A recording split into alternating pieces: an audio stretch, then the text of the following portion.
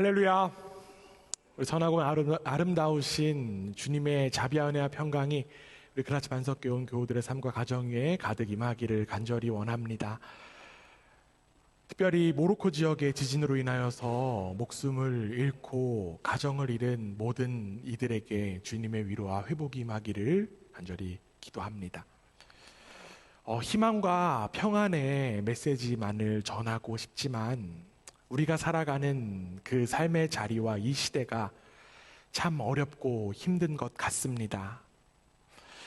사막 여행, 아까도 이제 예배 시작하면서 사막에 대한 또 이야기를 했는데요. 이 사막 여행을 그 경험을 인생의 경로에 대한 조언으로 풀어낸 사막을 건너는 6가지 방법이라고 하는 책을 쓴 스티브 도나후가 아니고 도나휴. 도나휴는 이러한 이야기를 했습니다. 지도보다는 나침반을 따라가라. 이 도나휴는요, 구체적인 목적지에 중점을 두면 변화하는 상황에서 인생의 목표가 상실되어 버릴 수 있다라는 이야기를 하면서 목적 의식을 중심으로 살아가야 된다라는 이야기를 했습니다. 목적 의식이 즉 인생의 나침반이다라는 그런 이야기를 한 거예요. 목적지를 따라가는 삶이 아니라 목적 의식을 따라가라고 하는 이 도나휴의 제안이 저에게는 참 마음에 와닿았습니다. 왜냐하면 우리의 인생이 참 여러 가지 요인으로 인하여서 흔들리고 방황할 때가 참 많기 때문에 그렇습니다.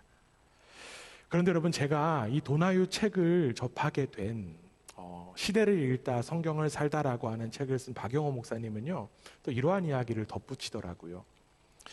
나침반이 심하게 흔들릴 때가 있다는 거예요. 여러분, 나침반이 심하게 흔들리고 오류가 일어날 때가 있습니다. 언제 그럴까요? 잘 모르세요, 다? 네. 그쵸? 네, 맞아요.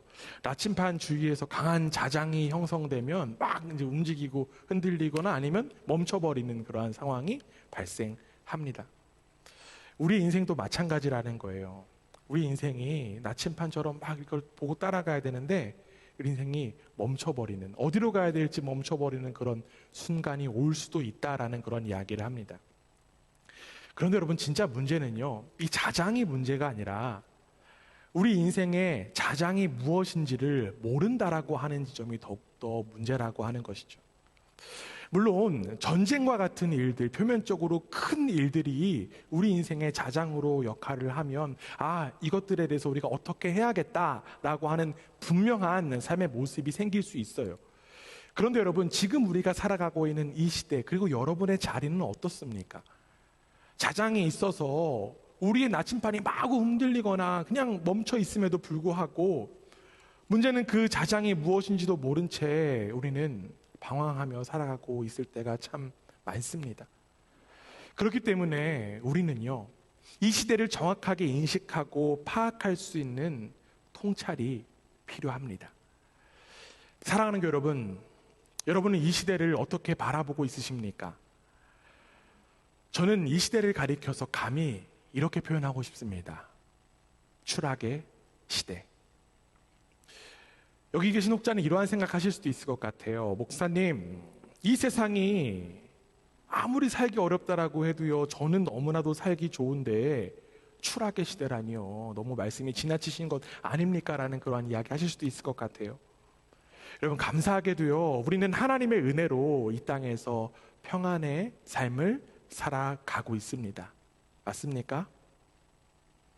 그런데 여러분, 진짜 여기서 문제는요, 하나님께서 허락하시는 그 평안을 누리는 삶을 살아가야 함에도 불구하고 세상에서 추구하는 가치가 이루어지는 것이 내 인생의 평안이라고 착각한다라고 하는 점입니다. 즉, 하나님 없이도 내가 행복한 삶을 살아가는 것이 평안이라고 여긴다라고 하는 거예요. 물론 여러분, 하나님도요, 우리가 행복하기를 원하십니다.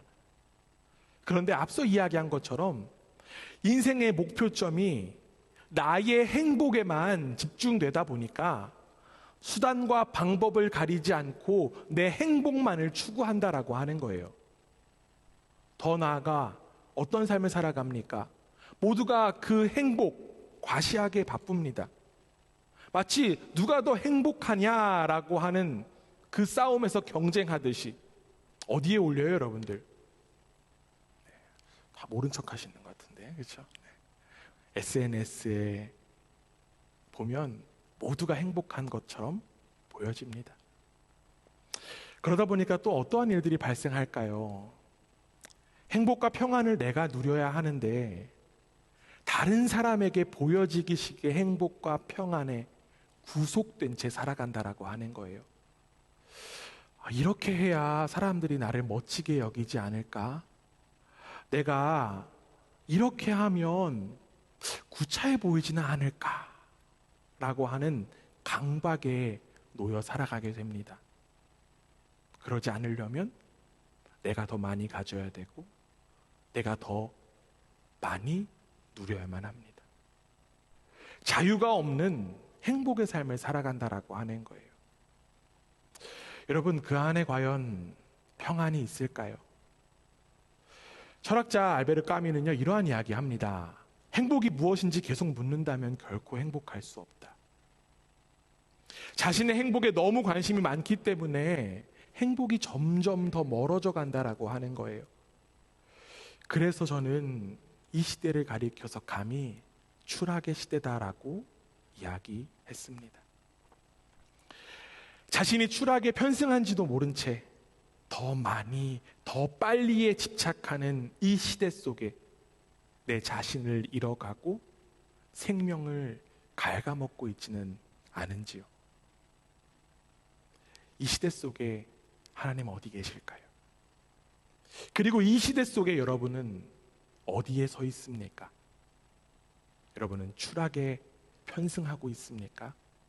아니면 추락에 저항하고 있으십니까? 오늘 우리는 성경을 통해 세 명의 사사를 마주하게 되었습니다. 세 명의 사사를 우리가 오늘 우리 소미도 저항하고 있습니다, 지금.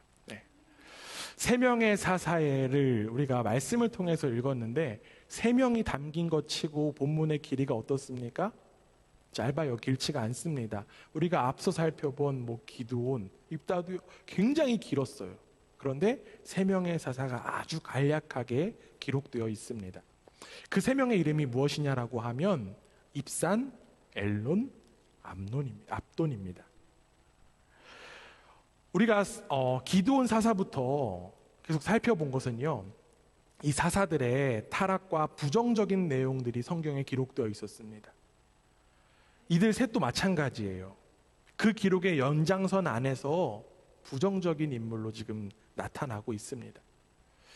그리고 이 세 명의 사사가 서 있는 그 시대도 우리가 서 있는 시대처럼 마치 추락의 시대를 살아가고 있는 것만 같습니다. 왜냐하면 하나님 없이 자신이 왕인 척, 왕인 양 살아가는 것이 너무나도 당연한 시대였기 때문입니다. 자신이 누리는 권력과 재산에만 집착하는 그러한 시대였고요. 그리고 그것들을 자녀들에게 물려주는 것이 너무 당연한 그런 시대였습니다. 모두가 추락하는 시대 속에 편승한 이 세 명의 인물의 모습들을 통하여서 우리는 자기 자신의 모습을 발견하고 삶을 다시금 생명의 방향으로 돌이키는 이 은혜의 시간 되기를 주님의 이름으로 간절히 원합니다. 먼저 살펴볼 사사, 이름 뭐라고 했습니까? 입산입니다. 입산. 네, 입산. 사사기 12장 9절 말씀 함께 한번 볼게요. 12장 9절 함께 했습니다. 시작. 그가 아들 30명과 딸 30명을 두었더니 그가 딸들을 밖으로 시집 보냈고 아들들을 위하여는 밖에서 여자 30명을 데려왔더라. 그가 이스라엘의 사사가 된 지 7년이라. 지금 성경은 입산에 대한 이야기를 하고 있습니다. 입산이요, 30명의 딸들을 밖으로 시집 보냈고요, 또한 30명의 며느리를 밖에서 맞았다라고 지금 성경은 이야기하고 있습니다. 이 말씀을 보면서 여러분 어떤 생각이 드십니까? 야, 아들과 딸을 60명이나 낳았구나, 대단하구나 라는 그런 생각하십니까? 우리가 더욱더 관심 가져야 될 것은요, 그들의 결혼이 어디에서 이루어졌다라고 하는 점일까요? 밖에서요. 그들의 결혼이 밖에서 이루어졌다라고 하는 것입니다. 여기서 밖은 도대체 무엇일까요? 여기서 밖은 무엇을 의미할까요? 일부 학자들은요, 이 밖에 대해서 이야기하면서 혼인 대상이 다른 지파의 사람들일 수도 있다라고 이야기하는 경우도 있습니다. 그런데 여러분, 우리가 지금 기드온 사사부터 굉장히 부정적인 사사의 모습들을 확인하고 있잖아요. 그렇기 때문에 이 부정적인 사사의 모습의 맥락 속에서 이 본문, 이 밖으로를 살펴보면요, 그냥 이스라엘 안에 다른 지파의 의미라기보다는 다른 나라다라고 하는 그 해석이 더욱더 가까운 해석인 것 같습니다. 입산의 자녀들이 밖에서 결혼한 것, 즉 타국의 의미가 강하다라고 하는 거예요. 그 당시에 이제 국제 관계에 의해서, 국제 관계의 화친을 위해서 정략 결혼을 시켰다라고 합니다. 그런데 또 이런 생각하실 수 있을 것 같아요. 입산이 그럼 굉장히 외교 정책을 잘한 거 아닙니까? 자녀들을 통해서 국제 정세에 열심을 다했으니까 너무 잘한 거 아니에요? 라고 하는 생각하실 수 있는 분도 계실 것 같아요. 그런데 여러분, 여기서 우리는 잊지 말아야 될 것이 있어요. 무엇이냐면 이스라엘 백성은 하나님의 계명을 따라야 돼요. 하나님의 말씀을 지켜야 되는 백성입니다. 그런데 하나님께서 이스라엘 백성들 향해서 무엇을 말씀하셨냐라고 하면, 이스라엘 백성들이 가나안 땅으로 인도하시면서 가장 경계한 것 중에 하나가 바로 이방인과 결혼을 금지하셨다라고 하는 거예요. 물론 성경에는 수많은 이방인들이 나옵니다. 그리고 그들도 역시나 구원의 역사에 동참했습니다. 또한 이러한 생각도 할 수 있을 것 같아요. 결혼을 통해서 이방인을 전도하면 되지라는 그러한 생각도 할 수 있습니다. 그런데 하나님은요, 다른 민족과의 결혼을 통해서 이스라엘이 하나님을 잃어버리는 빌미가 되기 때문에 하나님의 관계에 대한 관점으로 이방인과의 결혼을 금지하셨어요.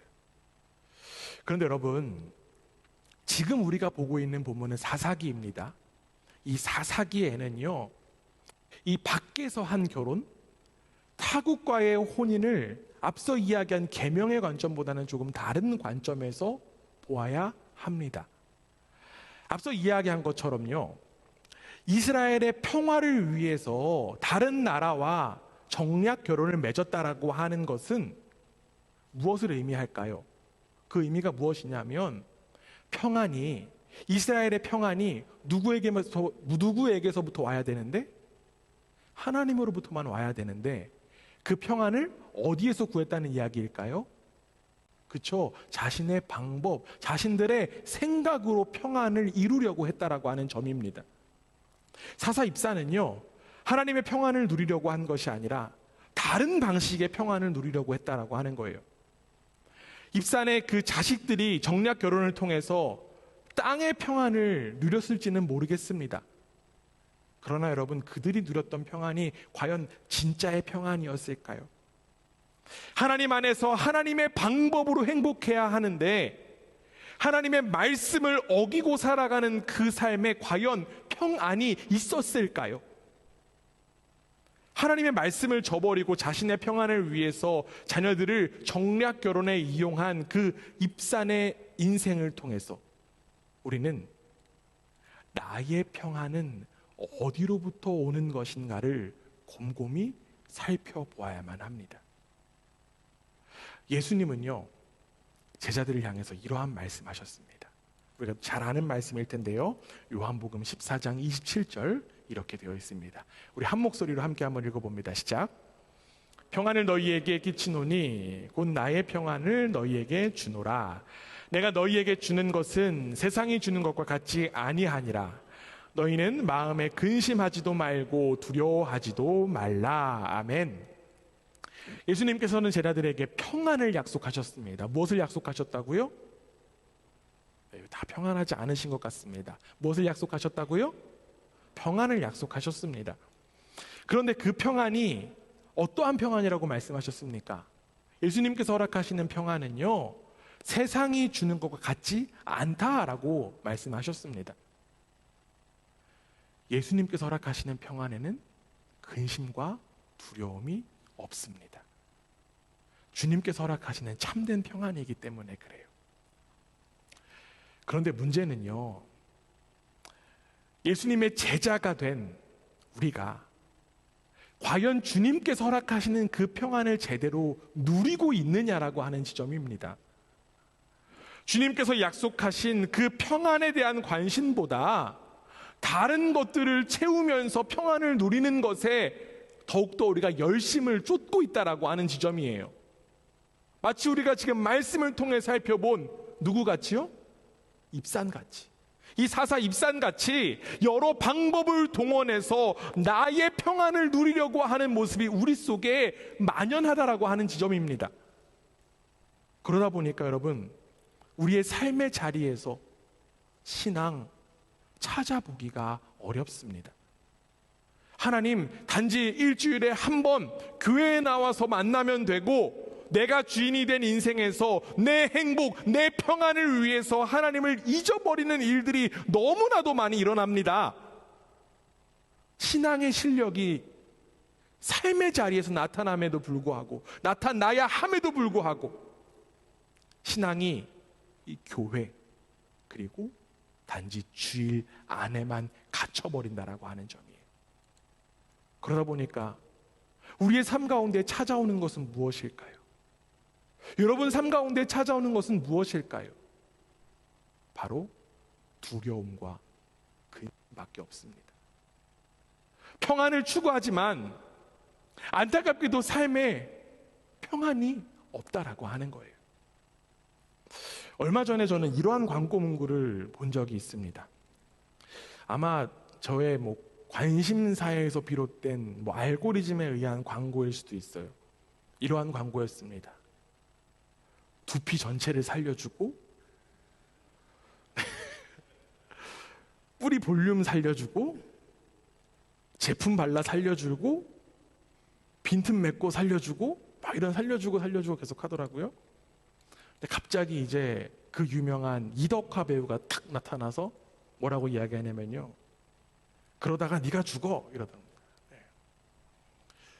광고 내용도 참 마음이 와닿았어요. 그런데 그 내용보다 더욱더 시선이 간 거는 이 이덕화 배우가 이야기한 그러다가 네가 죽어 라고 하는 멘트였습니다. 내가 살려고 발버둥 치다가 죽어가는 우리의 모습, 너무나도 직면했기 때문입니다. 사랑하는 여러분, 여러분 어디에서 평안을 누리고 있으십니까? 여러분에게 행복과 평안을 주는 것은 무엇입니까? 우리는 그 평안 자체를 누리는 것으로 만족할 것이 아니라 하나님 없는 평안의 삶을 직면할 수 있어야만 합니다. 내가 평안을 누리려고 집착하다 보면 어떻다고요? 내가 죽는다고요. 네가 죽어. 내가 죽어. 우리에게 진정한 평안을 허락하시는 분, 오직 하나님 한 분밖에 없는 줄 믿습니다. 사도 바울이 이렇게 고백해요. 골로새서 1장 20절인데요. 그의 십자가의 피로 화평을 이루사 만물 곧 땅에 있는 것들이나 하늘에 있는 것들이 그로 말미암아 자기와 화목하게 되기를 기뻐하심이라. 하나님께서는 예수 그리스도의 십자가로 하늘과 땅의 모든 만물이 하나님 자신과 화목하기를 원하셨습니다. 즉 예수 그리스도로 인한 그 생명의 삶을 누리는 것, 그것이 아니라 다른 방법과 수단으로 평안을 얻으려고 한다면 예수 그리스도의 그 십자가의 죽음을 무가치하게 여기는 것밖에 되지 않는다라고 하는 거예요. 내가 살려고 집착하는 하나님 없는 삶에서 벗어나 온전히 하나님께서 다스리시는 그 평안의 삶을 누리는 복된 우리 모두가 되기를 주님의 이름으로 축원합니다. 여러분, 추락의 인생, 그 추락의 시대 속에 편승한 두 번째 인물, 우리가 살펴볼 인물은요, 바로 압돈입니다. 순서가 좀 바뀌었어요. 그렇죠? 압돈이에요. 세 번째, 우리 말씀 한번 찾아볼게요. 사사기 12장 14절입니다. 함께 읽습니다. 시작. 그에게 아들 40명과 손자 30명이 있어 어린 낙이 70마리를 탔더라. 압돈이 이스라엘의 사사가 된 지 8년이라. 압돈 사사였습니다. 그런데 여러분, 지금 이 압돈의 인생의 기록 어떻게 되어 있습니까? 그가 지금 사사가 된 지 8년 동안 사사를 했대요. 그런데 그가 한 일이 무엇입니까? 아들 40명과 손자 30명이 나귀를 타고 다닌 것밖에 없습니다. 우리가 앞서서도 지지난 시간에 사사 야일에 대한 이야기를 하면서 그 당시에 그 지역의 이 나귀의 가치에 대해서 말씀드린 적이 있습니다. 혹시 기억나세요? 나귀가 어느 정도 가치라고요? 그렇죠. 고급 승용차 정도라고요. 고급 승용차의 정도가 어디까지인지 모르겠지만 고급 승용차 아주 비싼 거였다라고 합니다. 마찬가지예요. 압돈도요, 부를 누리고 그 부를 자녀에게 상속하는 일로서 사사의 인생을 마감했습니다. 혹자는 이를 두고 야, 참 부러운 인생 살았다. 야, 고급 자동차가 70대가 있었네? 라는 그러한 이야기 할 수도 있을 것 같아요. 그러나 그의 인생, 어떠한 부르심 받은 인생입니까? 사사로서의 인생 살아야 돼요. 하나님의 구원을 이루는 인생 살아야만 합니다. 그렇기 때문에 그는 그 부르심에 합당한 삶을 살아간 것이 아니라 엉뚱한 삶을 살아간 거예요. 자신과 자녀들의 부에만 집착한 그의 인생, 그 추락의 시대에 편승한 인생밖에 되지 않는다라고 하는 것입니다. 사랑하는 여러분, 그런데 압돈의 시대만 그렇습니까? 아니에요. 우리가 살아가는 이 시대에도 역시나 이 부를 축적하는 일에 열심을 다합니다. 왜 그럴까요? 왜 이렇게 부를 축적하는 일에 옛날도 그렇고 지금도 그렇고 왜 이렇게 열심을 다하는 걸까요? 이 돈에는요, 유사 전능성이 있기 때문에 그래요. 뭐가 있다고요? 유사 전능성이 있다고요. 우리가 잘 아는 철학자 프리드리히 니체는요, 이러한 이야기 합니다. 돈만 있으면 당장 권력이 피부로 느껴지고 떳떳한 양심도 지킬 수 있다. 이 니체는요, 돈이 주된 우상이 된 그 시대를 향해서 지적했습니다. 니체뿐만 아니라 우리가 책을 살펴보아도 수많은 작가들, 수많은 사상가들이요, 탐욕의 문화가 우리의 영혼을 갉아먹는다라는 그런 이야기들을 하고 있습니다. 여러분, 너무나도 잘 알아요, 사실. 그런데 문제는 무엇일까요? 이 재물을 향한 탐욕이 내 안에 있다라는 사실을 잘 모른다라고 하는 거예요. 그 탐욕이 나의 것이라고는 알아차리지 못하고 내 속에 있는 탐욕은 정당한 마음이라고 여긴다라고 하는 점입니다. 예수님은 이러한 말씀하셨어요. 마태복음 6장 24절입니다. 함께 읽습니다. 시작. 이를 미워하고 저를 사랑하거나 혹 이를 중히 여기고 저를 경히 여김이라. 너희가 하나님과 재물을 겸하여 섬기지 못하느니라. 아멘. 하나님과 재물을 겸하여 섬길 수 없다라고 예수님께서 말씀하셨어요. 왜 그럴까요? 왜 예수님께서는요, 하나님과 재물을 왜 겸하여 섬길 수 없다라고 이야기하셨을까요? 이 재물이 우상이 될 수 있기 때문에 그래요. 이 재물이 하나님보다 더 사랑하는 것이 될 수 있기 때문에 그렇습니다. 우리가 너무나도 잘 알잖아요. 재물에는 능력이 있습니다. 재물의 행동 수칙 중에 하나는요, 자기 마음을 스스로 돌아보지 못하게 합니다. 눈 멀게 해요. 이 재물이라고 하는 가짜신은 우리 마음의 이 재물에 대한 정당한 마음을 계속적으로 주입합니다. 그래서 어떠한 마음을 갖냐면요, 여러분 한번 생각해 보세요. 나는 아직도 저 사람보다 잘 살진 못해. 나는 저 사람들보다 내 재산은 아직도 미미해. 이러한 생각들이 우리 속에 싹트고 있다라고 하는 거예요. 그 결과 실제로 어떤 일들이 일어날까요? 미국인들이요, 조사를 했는데 미국 사람들의 대다수가 나는 중산층이야 라는 이야기를 했다라고 합니다.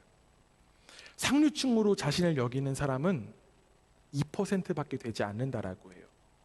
그 이야기는 무슨 의미일까요? 내가 더욱더 가져야 될 것이 많고 내 자산이 아직도 부족하다라고 하는 모습입니다. 그러다 보니까 어떨까요? 자꾸만 부족하고 그 부족함을 채우려고 하다 보니까 인생이 허덕일 수밖에 없는 거예요. 재물이 가장 중요한 세상은요, 모두가 추락하는 것밖에 되지 않습니다. 얼마 전에 작고하신 팀 켈러 목사님이 이러한 이야기를 했습니다. 예수님은 섹스보다 탐심을 훨씬 더 자주 경고하셨다. 그런데도 자신에게 이 죄가 있다고 생각하는 사람은 거의 없다.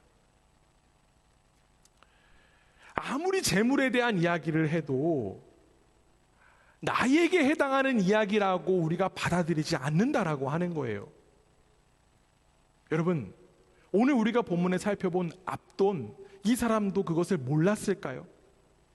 압돈도요, 사사이기 때문에 하나님보다 재물을 더 사랑하면 안 된다라고 하는 사실을 알았을 거예요. 하나님을 사랑해야 된다라는 그 계명 너무나도 잘 알았을 것입니다. 그러나 그 이야기, 그 계명, 그 말씀이 자신에게 해당된다라고 하는 그 사실을 직면하지 않은 채 다른 사람에게만 적용하려다 보니까 인생이 낙이 70마리로 귀결된 거예요. 재물에 대한 탐심을 추구하는 이 시대 속에 여러분은 어떠한 삶을 살아가시겠습니까? 혹여나 여전히 나의 탐심을 돌아보지 못하고 저 부자를 향한 이야기로만 받아들이시겠습니까? 그리고 이제는 심지어 하나님을 이용하여서 그 부를 축적하는 일에 열심을 다하시겠습니까? 하나님보다 더욱더 중요한 것이 아주 조금이라도 있다면 그것은 모두 다 우상숭배가 될 수 있어요. 사도 바울이 이러한 이야기합니다. 골로새서 3장 5절이에요. 그러므로 땅에 있는 지체를 죽이라. 곧 음란과 부정과 사욕과 악한 정욕과 탐심이니 탐심은 우상숭배니라. 탐심이 우상숭배라는 거예요. 탐심이 가득하여서 추락하는 이 시대 속에 여러분은 어떠한 삶을 살아가시겠습니까? 이 추락의 시대 속에 진정한 주인이신, 그 만물의 진정한 주인이신 하나님만을 경배하며 살아가는 복된 우리 모두가 되기를 주님의 이름으로 부탁드립니다. 여러분, 마지막으로요, 이 추락의 시대 속에 편승한 인물 바로 엘론입니다. 말씀 한번 찾아볼게요. 오늘 본문 11절이에요. 함께 읽습니다. 시작. 그 뒤를 이어 스불론 사람 엘론이 이스라엘의 사사가 되어 10년 동안 이스라엘을 다스렸더라. 지금 11절 읽었고요. 이어지는 12절에 보면 어떻게 되어 있냐면 그냥 엘론이 죽었다라는 이야기밖에 안 나와 있습니다. 이스라엘을 10년간 다스린 사사가 바로 엘론이었어요. 그런데 성경은 그에 대한 행적을 지금 전혀 기록하지 않고 있습니다. 몇 년이나 사사로 있었다고요? 10년이요. 10년이나 그 사사의 자리에도 있었음에도 불구하고 그가 10년간 이스라엘을 다스렸고 죽었다라는 그러한 이야기밖에 없습니다. 그가 잘한 사사였기 때문에 그랬을까요? 사사라면요, 하나님의 구원의 역사에 동참하고 쓰임 받아야만 합니다. 그런데 그는 아무것도 하지 않은 사람이라고 하는 사실을 성경은 지금 지적하고 이야기하고 있습니다. 여러분, 어느 자리에 있으면 흔적을 남겨야만 합니다. 이런 이야기 있잖아요. 식당계 3년이면 라면도 끓인다. 10년간 사사로 있었음에도 불구하고 이 엘론은 아무 흔적이 없습니다. 차라리 아무 흔적도 없으니까 잘 된 거 아니에요 라고 생각하는 분들도 있을지 모르겠습니다. 그런데 성경은 그런 이야기 하는 게 아니에요. 우리가 잘 아는 이야기, 예수님께서는 이러한 말씀하셨어요. 누가복음 13장 6절 7절인데요. 우리 함께 한번 읽어봅니다. 시작. 한 사람이 포도원에 무화과 나무를 심은 것이 있었다. 와서 그 열매를 구하였으나 얻지 못한지라. 보던 지기에게 이르되 내가 3년을 와서 이 무화과 나무에서 열매를 구하되 얻지 못하니 찍어버리라. 어찌 땅만 버리게 하겠느냐. 아멘. 예수님께서는요, 이 열매 맺지 못하는 무엇을 향해? 이 무화과 나무를 향해, 이 무화과 나무의 비유를 통하여서 경고의 이야기를 하셨어요. 3년을 기다렸는데 이 무화과 나무가 열매를 맺지 못하면 어떻게 된다고요? 찍어버려야 된다고요. 너무나도 무서운 말씀으로 다가옵니다. 같은 맥락에서 볼 때 10년 동안 사사로 있었으면서 이 사사로서의 기록을 하나도 남기지 못하고 죽은 후에 매장지에 대한 기록밖에 남기지 못한 이 엘론의 삶, 살았으나 죽은 삶이었습니다. 그런데 여러분, 혹시나 우리도 이 엘론처럼 또 앞서 예수님께서 말씀하신 이 무화과 나무처럼 아무런 열매 맺지 못하는 삶을 살고 있지는 않습니까? 우리가 너무나도 잘 아는 이야기 있습니다. 달란트의 비유. 다 아시죠? 달란트의 비유에서 주인에게 책망받은 사람 누구였습니까? 1달란트 받은 사람이었어요. 그 사람이 왜 책망받았습니까? 1달란트를 땅에 묻어뒀어요. 그리고 그 모습을 가지고 주인은 종에게 이러한 이야기합니다. 마태복음 25장 26절인데요. 그 주인이 대답하여 이르되 악하고 게으른 종아, 나는 심지 않은 데서 거두고 해치지 않은 데서 모으는 줄을 내가 알았느냐. 주인은요, 종을 향해서 악하고 게으른 종아 라고 이야기하면서 이 종을 집에서 내쫓습니다. 그런데 그 종이 어리석다고 책망받고 쫓겨나게 된 가장 결정적인 이유가 무엇이었을까요? 그가 아무것도 안 해서? 물론 그것도 맞지만 이 주인이 한 이야기를 곱씹어 보면요, 주인의 마음을 알지 못해서입니다. 주인이 어떤 생각을 가지고 있는지, 어떤 마음을 품고 있는지를 알지 못해서 그는 쫓겨난 것입니다. 주인을 오해하고 두려워만 했기 때문에 이 종은 어리석은 선택을 한 거예요. 사랑하는 여러분, 그렇다면 우리는 어떤 길을 걸어가야 될까요? 이 추락하는 시대 속에 우리가 이 추락에 편승하지 않으려면 우리는 어떻게 해야만 하는 것일까요? 바로 우리의 삶의 주인이신 예수님의 마음을 우리는 알아야만 합니다. 즉 예수 그리스도 안에 거해야 된다라고 하는 거예요. 예수님은요, 우리가 열매를 맺을 수 있는 아주 귀한 방법에 대해서 친절하게 가르쳐 주셨어요. 요한복음 15장 5절에 되면 이렇게 되어 있습니다. 우리 함께 읽습니다. 시작. 나는 포도나무요 너희는 가지라. 그가 내 안에 내가 그 안에 거하면 사람이 열매를 많이 맺나니 나를 떠나서는 너희가 아무것도 할 수 없음이라. 할렐루야. 예수님은 포도나무고 너희는 가지다. 우리는 가지다라고 말씀하셨습니다. 그리고 가지에서 열매 맺는 방법은 무엇입니까? 아, 내가 가지니까 오늘부터 열매 열심히 맺어야지 막 힘준다라고, 내가 오늘 가꾼다라고 열매 맺는다라고 이야기합니까? 아닙니다. 예수님 안에 거해야만 한다라고 하는 거예요. 예수님 안에 거하고 예수님께서 우리의 삶의 주인 되실 때에 비로소 열매 맺는 인생을 살아갈 수 있다라고 하는 점입니다. 우리가 지금 살펴보고 있는 사사 엘론은요, 하나님의 마음을 전혀 헤아리지 못하는 사람이었습니다. 자신을 사사로 세워주신 그 하나님의 일하심, 하나님의 마음을 바라보지 못하고 하나님께 관심이 없어진 채 살아갔을 때 그의 인생, 살았으나 죽은 인생 산 거예요. 오늘 우리는 이 세 명의 사사를 통해서 분명하게 깨달을 수 있습니다. 이 추락하는 시대 속에 편승하는 것이 아니라 저항하는 것, 그것은 바로 우리의 삶의 주인이신 예수 그리스도 안에 거하는 사실이라고 하는 그 사실을 우리는 깨달을 수 있다라고 하는 점이에요.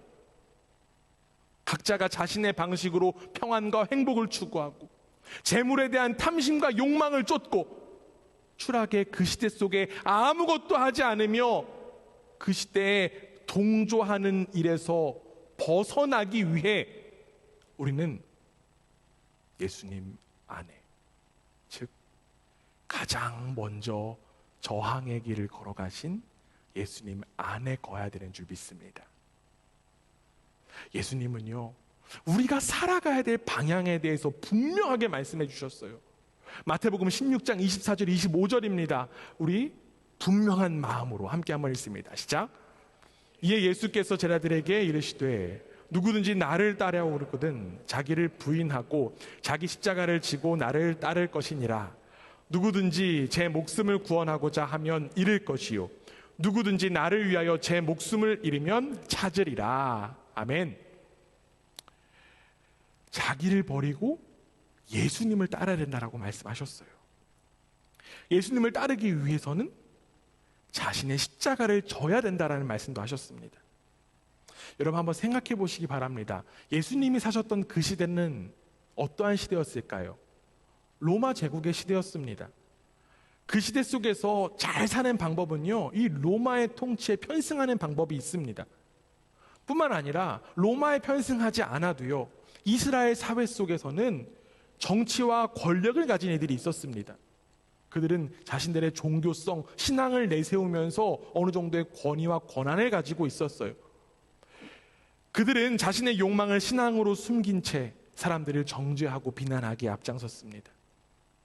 예수님도요, 그 시대 속에 편승하실 수도 있었습니다. 인간이셨기에. 오히려 우리가 생각해 보면 예수님께서 그 시대에 편승하시는 것이 하나님의 그 다스림을 나타내는 더 좋은 방법일 수도 있다라는 생각할 수도 있습니다.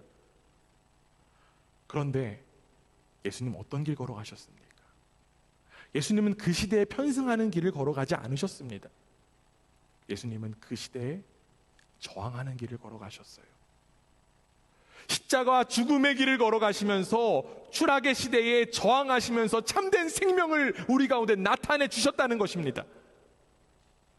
그리고 이제는 제자들에게, 그리고 우리 한 사람 한 사람에게 말씀하십니다. 예수님의 길을 걸어야 생명이 있다는 것. 단지 시대에 저항한다라고 해서 생명의 길을 걷는다라는 의미 아닙니다. 예수님께서 먼저 그 길을 걸어가셨기 때문에 그 은혜로 우리가 저항의 길, 그 생명의 길을 걸어갈 수 있는 자격과 축복이 허락된 거예요.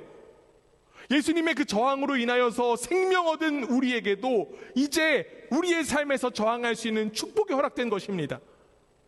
이 저항이라고 하는 이 저항이라는 단어가 주는 느낌이 뭔가 반사회적이다라는 느낌이 들 수도 있습니다. 그러나 이는 저항이라는 단어를 세상에서 잘못 사용했기 때문은 아닌가라는 생각을 해봅니다. 우리는 이 시대의 저항을 예수님에게서 배워야만 합니다. 그리고 그 예수님의 저항을 제대로 배운 이들을 통하여서 이 세상이 개혁되었고 이 세상이 달라졌으며 그 영향으로 우리가 지금 서 있어요. 여기서 우리가 종교를 이야기하면 뭐라고 이야기하십니까? 어떤 종교 가지세요라고 이야기하면 뭐라고 대답하세요? 배우 형제? 네, 갑자기 질문이 들어와서 놀라셨죠? 네, 뭐라고 대답하세요? 네, 대답 안 하세요. 네. 여러 가지 이야기할 것 같아요. 나는 크리스찬이다, 나는 에반겔리스트다, 여러 가지 이야기할 수 있을 것 같아요. 여기서 항상 사람들이 물어봐요. 저도 이제 직업 뭐냐고 하면 나 파스토어다 이런 얘기하면 무슨 어디 파스토어냐고 물어봐요. 이게 가톨릭이냐? 반대로 또 반대가 아니죠. 다른 지점이 프로테스탄트냐? 우리 개신교에게 이 프로테스탄트 저항이 담겨 있습니다. 여러분 어떠한 저항입니까? 종교개혁자 마틴 루터를 가리켜서 시대의 아들이라는 이야기를 해요. 이 중세 가톨릭 시대의 부조리와 부패 그리고 탐욕에 저항하여서 하나님 앞에 온전히 선 사람이 바로 마르틴 루터였고요. 그 정신이 지금 우리에게까지 전해지고 있고 또 우리가 살아가야 될 길입니다. 내가 죽고 오직 예수 그리스도로 살아가는 삶이 바로 우리가 살아가야 될 저항의 삶이라고 하는 것입니다. 이 시대에 편승하는 것이 아니라 예수의 생명, 예수의 정신으로 세상에 저항해야 될 삶이 우리 가운데 허락된 것입니다. 이 저항이라고 하는 이 단어가 주는 의미 때문에 부담으로 느껴지십니까? 아, 나는 내 삶이 너무 무거운데 무슨 저항이야 라는 그런 생각까지 하십니까? 저는 최근에 정말 따뜻한 소식을 하나 접하게 되었어요. 한국 뉴스에 나온 소식인데 아마 여기 계신 분들 보신 분도 있을 것 같습니다. 폭우가 쏟아지던 날, 한 여성분이 폐지를 줍고 리어카를 끌고 가는 그 노인의 우산을 씌워주는 장면이 뉴스에 나왔습니다. 그 장면을 보고 사람들은 이러한 이야기를 해요. 우와, 사진에서 빛이 난다. 천사가 저기 있었구나 라는 그런 이야기 합니다. 그런데 여러분, 인상적인 것은요, 그 폐지 줍던 할아버지, 그 할아버지는 얼굴도 나오고 인터뷰도 하더라고요. 아, 그 여성분이 우산을 씌워주고 심지어 돈까지 챙겨줬다는 이야기를 하더라고요. 그런데 진짜 신기한 것은 이 여성분이 신상을 밝히는 것을 원치 않았다라고 하는 거예요. 그래서 계속 모자이크만 나옵니다. 인터뷰도 나오지 않아요. 그리고 이러한 메시지로 뉴스가 끝납니다.